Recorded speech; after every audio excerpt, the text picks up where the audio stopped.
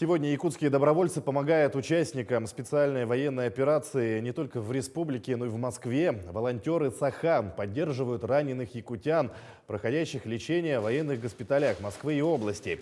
Специально для них волонтеры собирают больничные наборы, передают продукты, готовят еду, в том числе и якутскую, домашнюю. То, почему так соскучились ребята с передовой. Кутиному супу, конечно же, мясо. Тоже разделили на две порции. Порции для двоих ребят. И получается, вот у нас теперь рыбка якутская, фирменная. Тоже разделим на две порции. Помните вкус, как у мамы. И вот это как у мамы, уже это все по-другому. И лечится лучше, и настроение лучше. И они уже рассказывают: мама, ко мне приходили, меня не забыли, меня помнят.